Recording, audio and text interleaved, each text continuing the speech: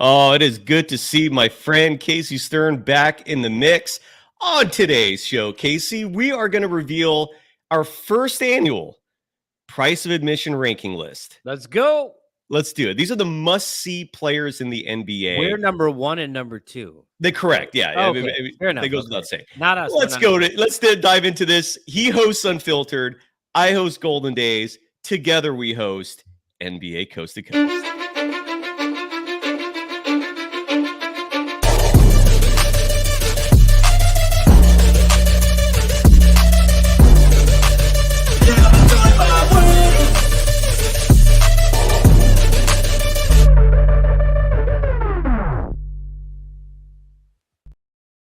Yeah. Thank you for joining NBA Coast to Coast. Yeah, I forgot to unmute myself there. He is Casey Stern. I am Cyrus Saatsaz. You can follow Casey Stern on Twitter at Casey Stern. It's that freaking easy. You can follow me, Cyrus Saatsaz, on Threads and Instagram at Dog Wild. I'm over on Twitter at Surf Journalist. And my program is on all social media platforms at Golden Days Pod. I am a lot more complicated than you, Casey.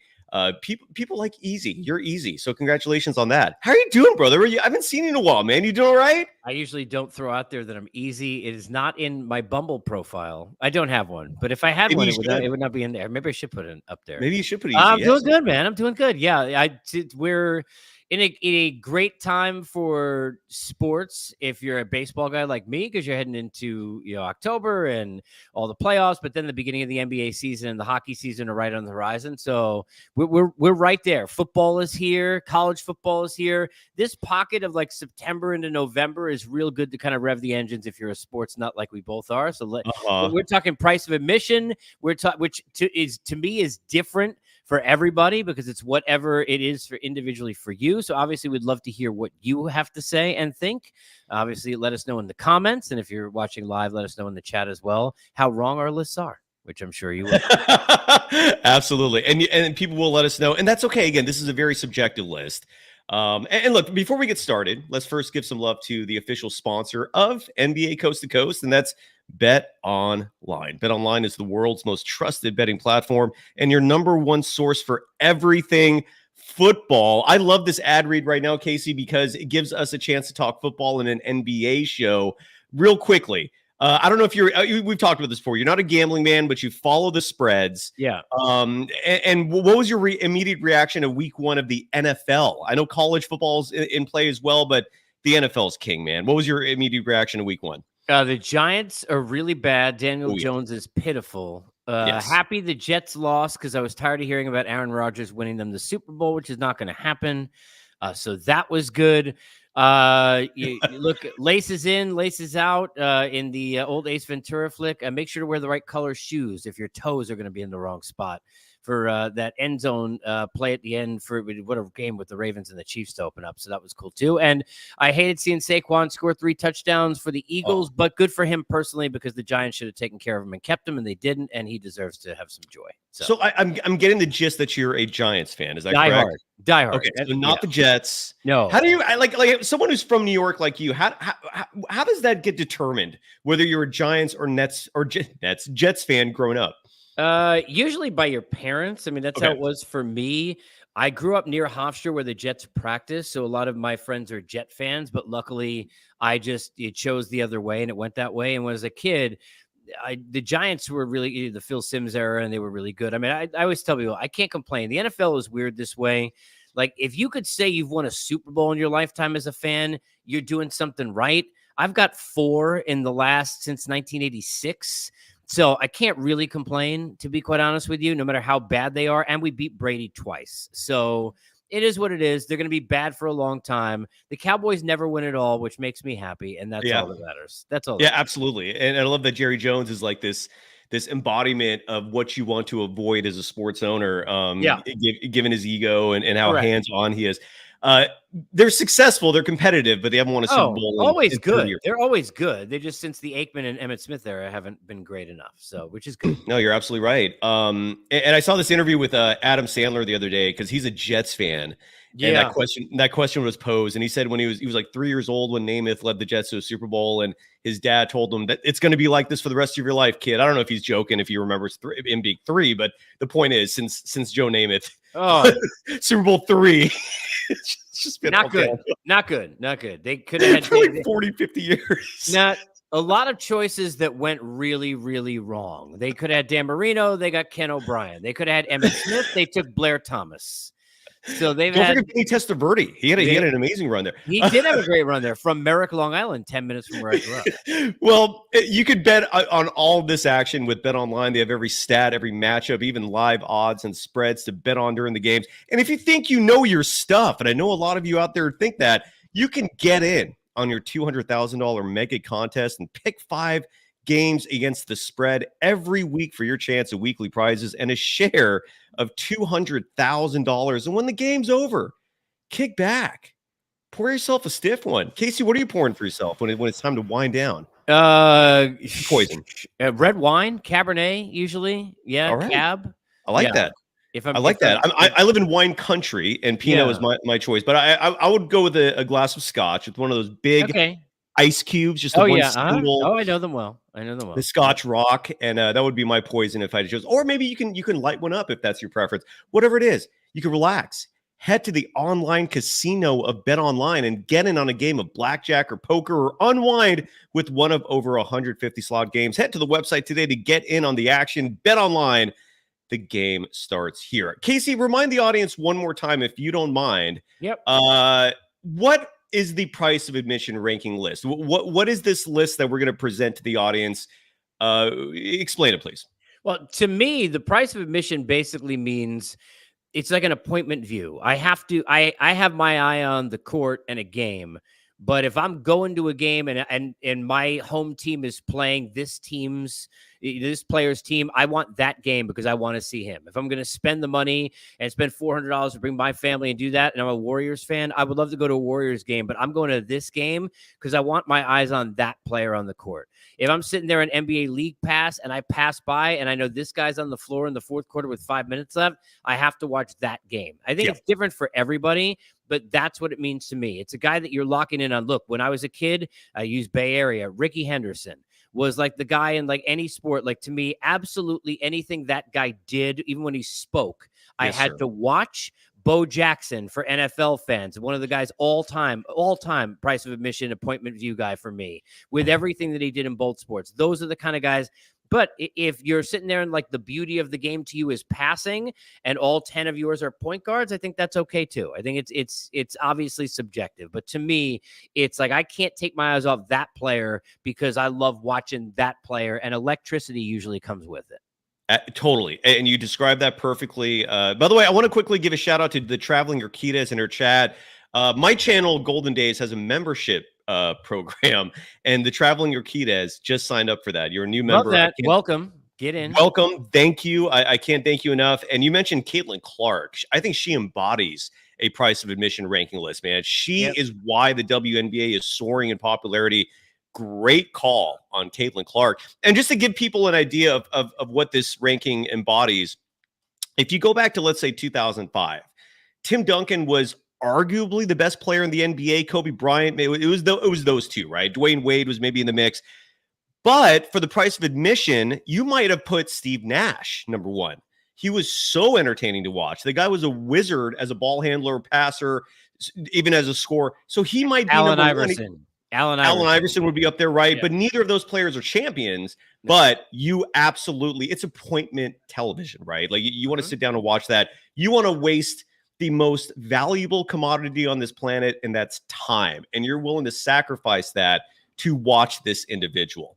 So, do we cover the definition of our list, right? Is that fair? So. I think that pretty much sets it up. Now, how do you want to do this? Do you want to do, you give me your 10, I give my 10, 9, 9, 8, 8, 8, 7, 7. We can do that.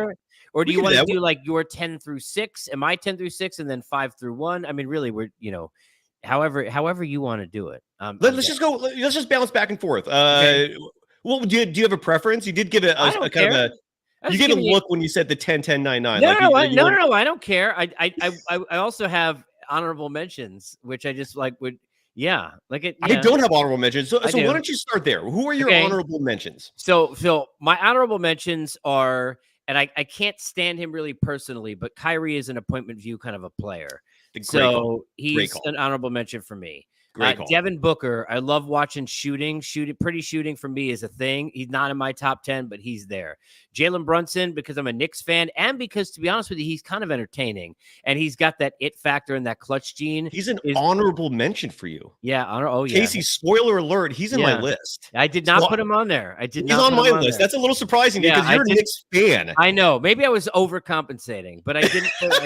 You know what I mean? Like to not. You don't do say. that. I don't know what you mean because I never overcompensate. Yeah, Wink, wink. I did. Yeah, I didn't. I didn't put him on there. Tyrese Halliburton is to me an appointment view guy because the way his people who have not seen him play a lot, like his size and his style and his ability to pass the basketball, which to me, I got Jason Kidd would be when he played a guy I'd have in my top 2 or 3.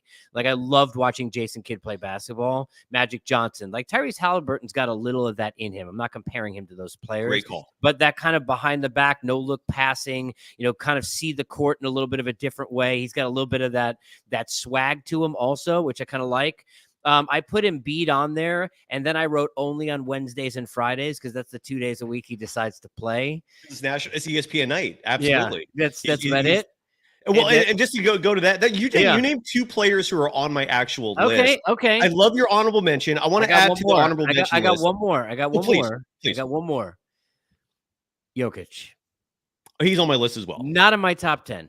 Yeah, I had to include him out of respect purposes. Like I respect the hell out of him, and it's beautiful basketball, but he's just for me not in my top 10 in this category. So, are you saying that watching Baby Huey play basketball is not an attractive? No. I think. Look, I think it is. If you understand the sport like we do and you love it, it's magic watching what this guy can do. But it just I venture towards athletes when I think about like Ricky Henderson, the first name I brought up, right? I didn't say Tony Gwynn, who's the best hitter I ever saw, and I loved him, but he wouldn't be in that kind of a list for me. Dion, like I mentioned, Bo, like this is kind of where I went with this list. So Jokic was not on it. No. And actually, you know what? You just inspired me to bump Jokic off my list. He's now out. He's now out. The list is fluid, so he's officially out. No, you're right. You're right, man. The more I thought about it, it's like I've never once stopped what I'm doing. Jamal like right Murray in my tracks. Is more of an appointment view than Jokic is. Who is? Jamal Murray is fair. More the way he clutched the hot shooting. He got some swag to him and some arrogance, which I think you kind of need for this list. Like he's to me more of an appointment view at times than Jokic is. That's fair. That is absolutely fair. So, well, Jokic is on my honorable mention. The one other player on my honorable mention that you did not name, and I never had an honorable mention list, but now that you said that, there's one other person I thought of, and that's DeMar DeRozan. And I know that's a weird one. I love DeMar DeRozan, but I love watching him play. To me, if your mid-range shooter is as sweet as DeMar DeRozan's, you have my attention, man. Like it's old school basketball, but it's still very important. Mm-hmm. And he does it all. So he's on my list. I love him. No, I love him. Yeah. Real fast in the chat, a couple things. First of all, taking a step back 5 minutes here. Buffalo, New York. I have actually been there before when I was a kid. Oh, yes. What is a New Yorker's take on Buffalo, man? Are they like the Sacramento of the Bay Area? Even lower? He's taking shots that the Giants and Jets play in New Jersey, actually, which they do. That's good point. That's what he's taking shots at. I would just remind him that people from Buffalo and I love Buffalo, and I've been there many, many times. It's not actually really New York. So it's like Canada? No, it is New York, really, but it's so far away from any of like New York. Like New York, you think like the bright lights of Manhattan, and then Buffalo's like 7 hours away. So it's like Syracuse, Buffalo. Like that's not really, but he would be right. Technically, they are the only ones who actually play games in New York. So he's not wrong. Not wrong. Technically, yeah. Matt, and before we go ahead, sorry. No, I said you're done. Technically, yes. Matt Brotherton in the chat saying top of my list is Rudy Gobert.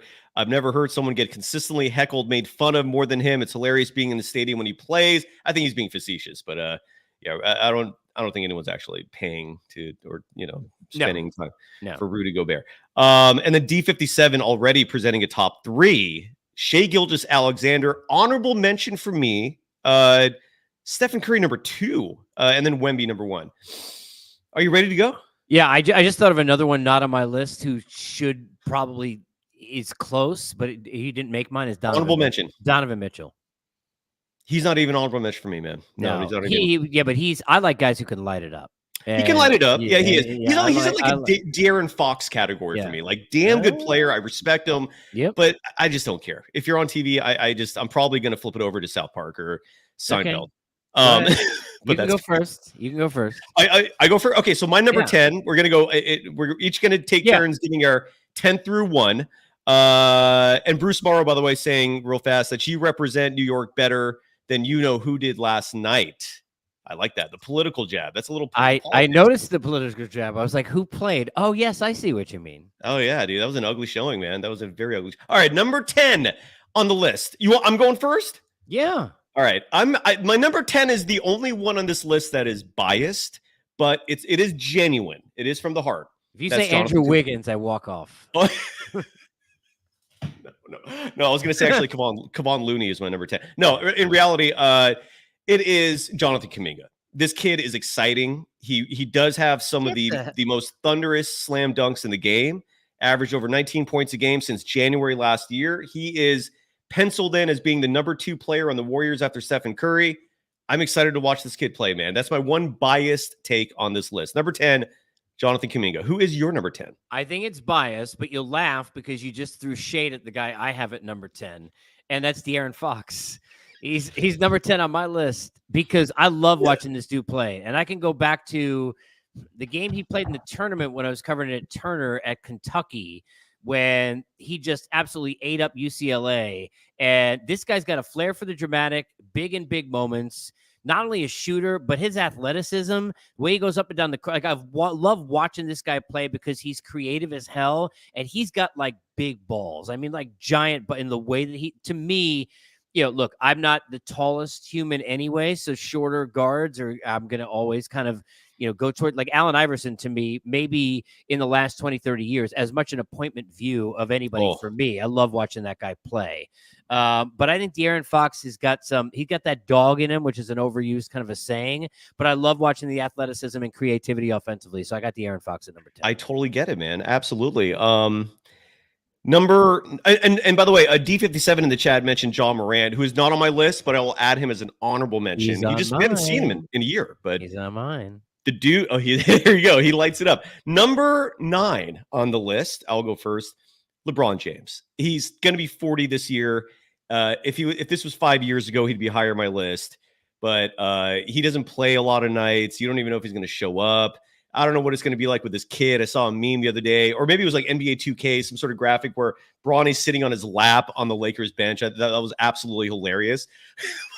But anyway, number 9, LeBron James. Number 9 for you, Casey Stern, is? At number 9, I got a guy who would have been at number 1 probably like 5 years ago. And I kind of just have gotten used to it. And that's Giannis. I've got him down there at number 9. He definitely was number 1 for a while because it just was something you'd never seen before.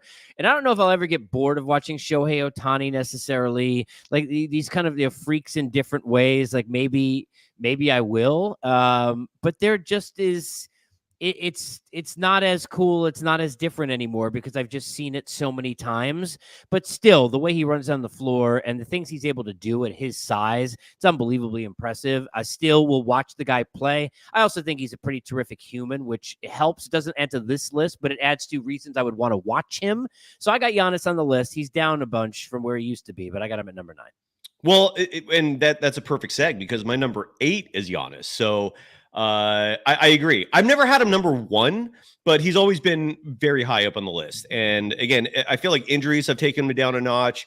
Some people think he's gonna come back this year with just a pure rage and fury, with a massive chip on his shoulder. Given a lot of people are writing the Bucks off, we'll see. And there was a time, by the way, where, to be fair, where Damian Lillard would have been in the top 5 of my list.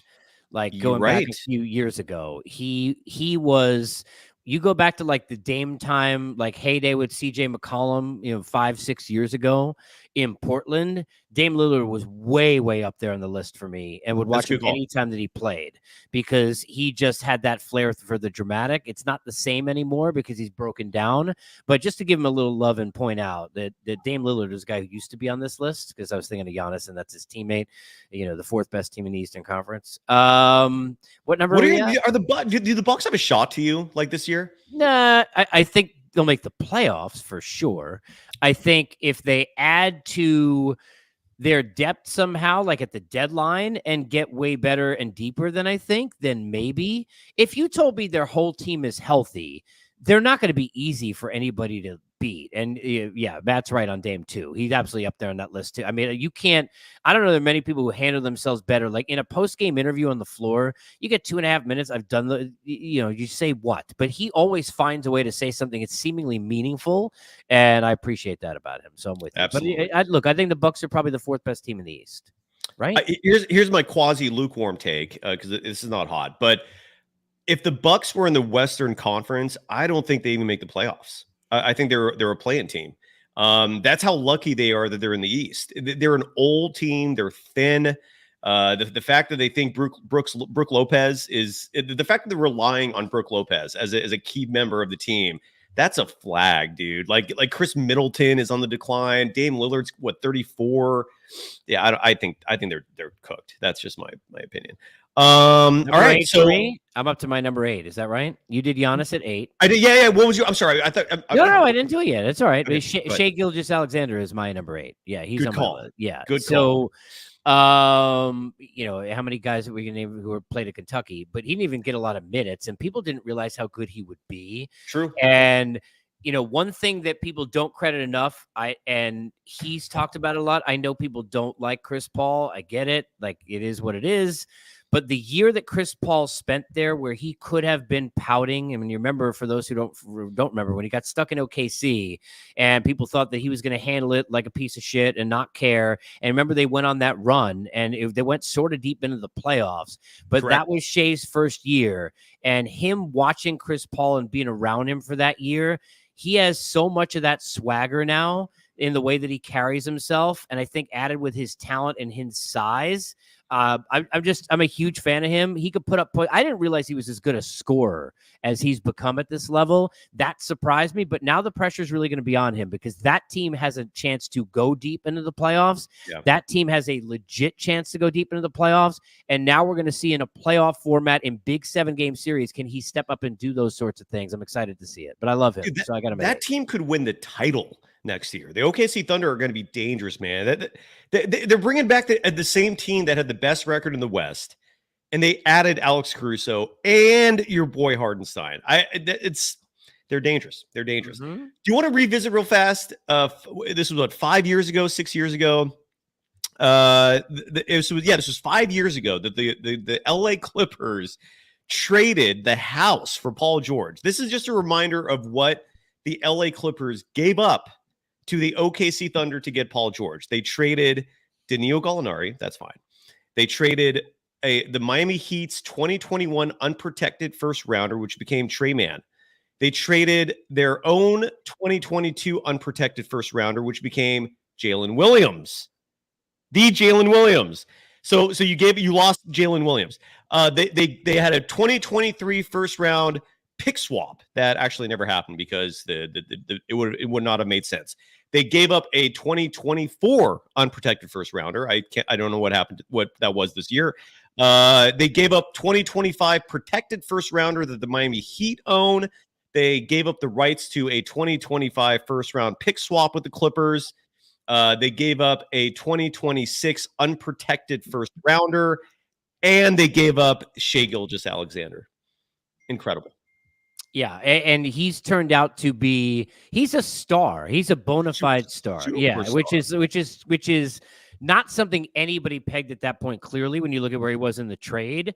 But I'm not saying that's all Chris Paul. I'm just saying, just to give a little bit of love and credit, those kind of things are never seen. Like, there's a reason why quarterbacks who don't get thrown into the mix immediately and ride behind guys that you're spending time with for a year when they're on the bench actually helps, why that actually means something. Think about Rodgers with Favre and a million others, obviously. Yeah. Steve Young, et cetera, and on down the line. I just think, to me, Shea has become one of the best players in the league. He's fun to watch. So I got him at 8. Dude, he was what, number 2 or number 3 in MVP voting last year? It's ridiculous. The Clippers got fleeced in that deal because they have nothing to show for it now. I mean, Paul George is gone. Bye-bye. It's crazy. By the way, honorable mentions from D57, JaVale McGee and Kyle Anderson. Come on, man. Come on. Kevin no mention of that guard you hated from Virginia. What was his name? The guard who Steve Kerr always played. Ty Jerome? Is that his name? Yeah. He played at Virginia? Was that his school? He was on the championship team. Yeah. He was. That is correct. Yeah. No mention of Ty Jerome, apparently. Yeah. Kev F bringing up, saying it's Steph Curry, it's Luka Doncic, and then everyone else. All right. So we both have published our number 8, number 7 on the list. Yep. If we're ready to move on. Yeah, for me, Luka Doncic. I'm at 7. That might be low for some people, but again, this is a very subjective list. I like watching him play. I don't get me wrong, he's on my list. But the fact, I guess for me, the reason why he's that low, it drives me crazy that someone with that much potential, that the fact that the guy can literally, if he tried, could reach a Michael Jordan level of success potentially, but instead he smokes cigarettes, he drinks Cokes, he eats hamburgers. And so he's always going to have that 5 pounds of blubber on him that he should not have. That he should be a chiseled. He should not look like Nikola Jokic, but he should have a chiseled Adonis-style body. Instead, we get a common man, which is more power to him. But you're not going to be number 2 on my list because of that. So number 7 is Luka Doncic. Who is your number 7? And any thoughts? My number 7. I will save my thoughts until we see where he is on my list. All right, he's high up there. I'm sure. But at number 7. I got Kevin Durant, who gets forgotten because he's been around for a long time. But this guy's a unicorn. We've never seen anybody. Look, we've seen all sorts of different kind of players. I've watched a lot of fastballs, and they're all this guy's fastball is better than that guy's. No, not really. They're all just really fast pitches, and we've seen them, and they come at different arm angles. There's nobody like Kevin Durant. There's never been anybody like Kevin Durant. That's true. He is a 7-footer. Who can do the things that he can do with the basketball, and his all-around game, his ability to shoot, to get shots anytime he wants, anywhere he wants on the floor. It's not as explosive as some of these other players on both of our lists, but because it's something that I appreciate and respect that I know we're not going to get again, like it's just a one-on-one kind of dude, and I love watching him when he gets into that mode where he's just going to kind of own it by himself. I got Durant on my list at 7. Here's why Durant is not even an honorable mention for me. I'm not disagreeing with anything you said. He is a once in a potentially lifetime type player. His skill set is unmatched by anyone else ever in the history of this game. When I watch Kevin Durant, though, again, this is with each player, right? Like we're talking about someone who we're willing to give up other things we're interested in doing just to sit down on their couch and watch this guy play, right? So when I see Kevin Durant, at this point in his career, especially, I see a player who I know is never going to lead his team to a title. I see a player who is obsessed with what other people think of him, and based off his Twitter and social media actions, right? I see a player who blew it by leaving the Golden State Warriors. That could have been a dynasty that still was in power right now, and that bothers me too much. And this is why this list is subjective, man. Right? There's no empirical data here. There's nothing that is objective. But Kevin Durant bothers me because of that, and he bugs the shit out of me. I don't blame you. What do you got to say? And the fact that he went to the Knicks and thought teaming up with Kyrie Irving was a good idea, it drives me insane. The Knicks? So, what do you mean the Knicks? The Nets? Yeah, he can go to the Nets. Yeah. Did I say the Knicks? You said the Knicks. And I'm like, no. My apologies. He made fun of the Knicks and Jim Dolan. Yeah, go make fun of us now, Kevin, because we got a better team than your team is. But that's all right. Go make fun of us now. See, Matt Brotherton in the chat has this opinion, which is hard to argue against. That a lot of people have said this. He's the best pure scorer in the history of the game. But he only has one scoring title? Like that's the only. I think he's don't know. one. But look at the teams that he played on. If he played on enough, if he played on bad teams, first of all, how many points are you going to score when Russell Westbrook and James Harden have the ball? How many points are you going to score when Steph Curry and Klay Thompson are on your team? You go put him on some shit teams for 10 years where he's the only guy who plays and he's taking 40 shots a game. I think the scoring titles would have been there early in his career. Okay. He played with a lot of ball-heavy ball hogs. I mean, the two guys he played with in Oklahoma City, forget it. And then, not to a bad way, but, when he had to acquiesce when he got to Golden State, even if he became the number one option, he wasn't always going to take the most shots. So that is true. But I just feel like if you're going to call someone like the best scorer ever, well, I wouldn't say that. I think Jordan's I would like some, because some people say that, right? And I would like to see some evidence to substantiate that. Michael Jordan's the best scorer ever for me. Easily. Like, I think Wilt Chamberlain you could put higher than Kevin Durant. Like Kevin Durant is a career 27.1, which is not bad, by the way. Not bad. But to say the best ever, not bad, is a little much. Okay. So what's your number 7? That was my number 7 was Durant. You're up to your number 6. Okay. Sorry about that. Okay, so that's what we're talking about. Number 6. This is a weird one. All right, and again, this is I'm not a I'm eclectic a bit with this list, so forgive me. Number 6 on my list is Jimmy Butler of the Miami Heat. I love watching this dude play. He's entertaining. He takes over games. I like his theatrics. That's a part of it, right? Like you want to be entertained, and he doesn't take guff from anyone. And I like that. That to me captivates me. So number 6 on my list is Jimmy Butler, someone who can carry a Miami Heat team to the NBA Finals almost single-handedly on his shoulder. He's an impressive player to watch. I don't think there's anything wrong with that. And Jimmy buckets, especially in the postseason, for sure.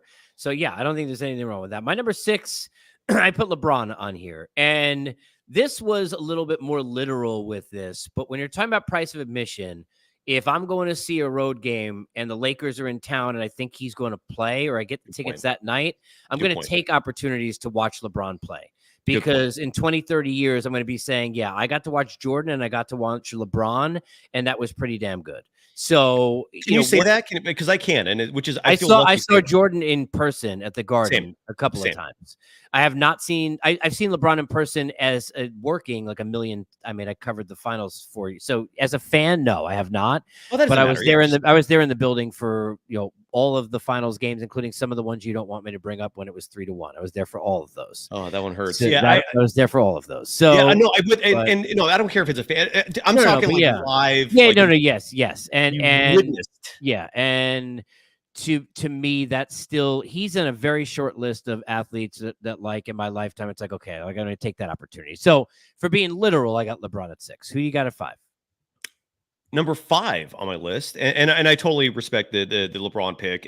I like that you brought up the fact that like you would pay money for tickets. That's a huge one too, right? Because if you're putting that into play, I'm thinking almost more like the time aspect of it for TV. When you're putting your hard-earned money for tickets to watch a road team, the LeBron thing he gets higher. I'm with you on that. I like that you made him number 6. Number 5 on my list is Victor Wembanyama. Dude is a freak of nature. If he could not ball handle and shoot, I don't think he'd be on my list. But the fact that he can do everything, and the fact that we have no idea what his ceiling is, I'm intrigued. When he's on TV, I'm watching.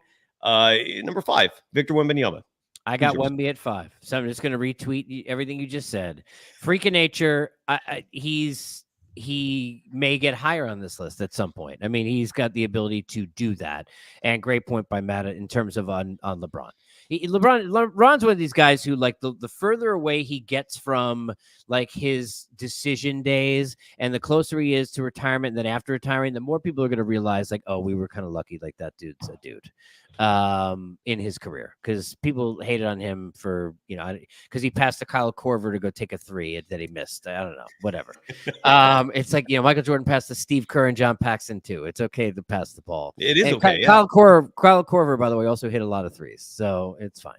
All right, so who do you have at number 4? I'm really excited because you don't have Luka in this list, so you may have some of the similar names, and you mentioned another guy you said is not on your list who I have in mind. So 2 of your top 4 are not names I have in here, and I think the other 2 will be. I'm sure one will be. Well, you know who one of them are, because I said the other one I'm pretty sure will be in the same page. But who do you have at number 4? My number 4 is your boy Jalen Brunson. I love watching Jalen Brunson play. Yeah. The fact that I like seeing someone his size use his body the way he does. Like basketball, to me, a huge part of it is using your body to create space. You don't have you ever I don't know if you ever played in like a gym, right? Club Sport is a gym here that is fairly popular. I don't know what the names of some gyms are. 24-hour Fitness is a standard name across the country. Like LA Nautilus, Fitness, I think. LA, So I don't know if you've ever been to one of those gyms, right? Where you play the pickup games and there's always that one old man that just kills it, right? Has no athleticism, but you can't stop him. It's impossible. Like he's just pivoting, right? He's just on his pivot foot constantly. He's leaning his body into you, and then that lean will create just enough space to get the shot off. Jalen Brunson plays old man basketball, but he's physical. He's in his prime, and just the fact that he's clutch. He makes big shots. He is thrilling, dude. He lights the garden up. I would pay money to see Jalen Brunson play. I love this kid. The Knicks are a legitimate title threat because of him. He's number 4 on my list. I love it. All right, I'm gonna give you my number 4. I'm gonna go quick only because I've got about 8 minutes because my son's. Oh yeah, I'm sorry, man. I didn't realize we were. Okay, that's right, but I got to about 4:50 the local time here. So okay, so number 4, I've got Anthony Edwards, who I think is the other one who will be somewhere in your list. He fits all the categories. Dude is dynamic. He is at some point probably going to be the best player in the NBA.